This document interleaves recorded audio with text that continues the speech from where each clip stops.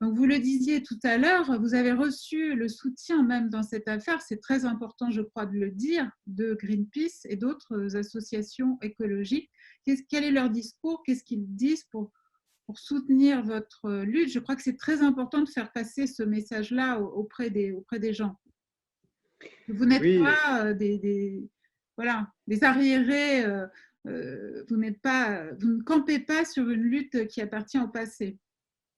non, effectivement, on n'est pas obsédé, productiviste comme on voudrait camper la CGT, la Fédération de l'industrie chimique, en nous diabolisant et en disant qu'on est contre l'environnement. Au contraire, moi, je viens de cette culture-là. Je suis ouvrier chez Total parce que j'ai trouvé un métier qui m'éloigne de la précarité. C'est le seul en Seine-et-Marne qui m'éloignait un petit peu du SMIG. Et c'est pour ça que je suis venu travailler à la raffinerie.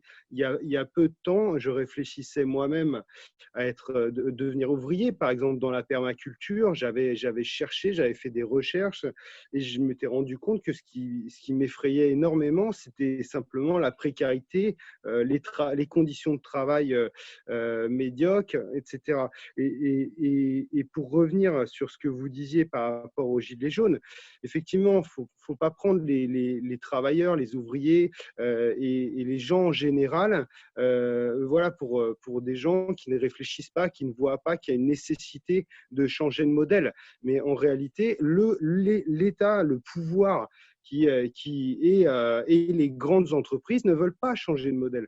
Parce que, comme le disait Alain Deneau, il y a une volonté d'assurer ses profits, une volonté d'assurer ses dividendes aux actionnaires et surtout de ne pas sortir du système capitaliste comme il est pensé, c'est-à-dire en garantissant aux entreprises du profit et toujours du profit. Et c'est pour ça qu'il y a même des écolos qui, à la base, sont très soft, on va dire, dans leur pensée, qui aujourd'hui parlent du besoin d'une révolution pour dépasser le système capitaliste, pour pouvoir sauver l'environnement.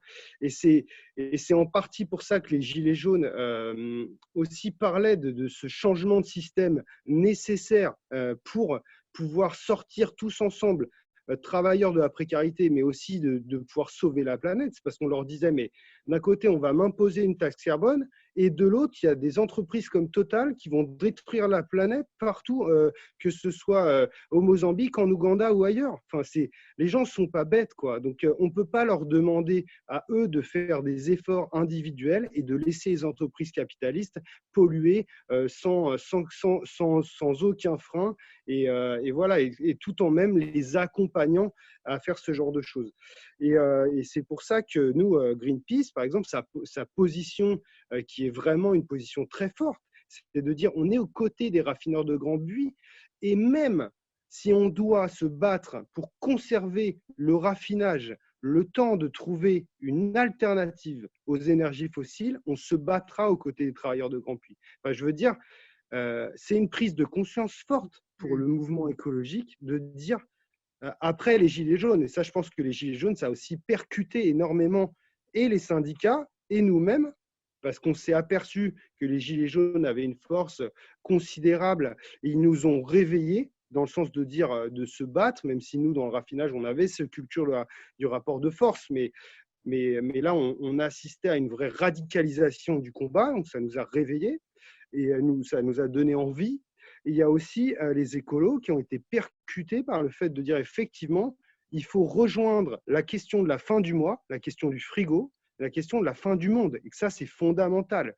Et c'est ce que je dis toujours aux écolos quand ils me disent, mais le discours que toi, tu as, Adrien, est-ce que c'est celui de tous les travailleurs de Grand Puy? Je dis non, effectivement. Les travailleurs de Grand Puy, dans leur ensemble, ils sont inquiets pour la fin du mois. Ils veulent savoir comment ils vont manger demain, comment ils vont pouvoir nourrir leur famille demain. Mais une fois que cette question est résolue, alors effectivement, on peut parler d'environnement. Et quand on parle d'environnement et on dit, nous, travailleurs, ouvriers, nous avons la priorité de l'environnement parce qu'on se baigne dans les rivières à côté de Grand Puy, parce qu'on vit, on pousse nos enfants dans les balançoires et on a des jardins juste à côté de la raffinerie. Et on sait très bien que si on avait le contrôle ouvrier de notre outil de travail, on pourrait arrêter l'outil quand on a des dépassements, quand on a des problèmes techniques sur les rejets air et sur les rejets eau, et en vérité faire beaucoup moins de pollution que ce qui est à l'heure actuelle, puisque la direction de Total refuse souvent, quand ils ont des problèmes techniques, même si ça engendre des pollutions, d'arrêter l'outil parce qu'ils ne veulent pas arrêter la machine à profit. C'est pour ça que nous, on dit que travailleurs, si on avait le contrôle de l'outil, on pourrait déjà énormément plus protéger l'environnement parce que c'est dans notre intérêt. Nous, on se baigne, nous, on pêche dans ces rivières. Et aujourd'hui, on est conscient qu'effectivement, il faudrait changer le système. Donc, c'est pour ça que c'est fort, la position politique de Greenpeace est forte et nous, on l'accompagne. Enfin, il nous accompagne dans notre lutte et on est vraiment très fiers d'avoir quelque part un peu ouvert cette brèche-là.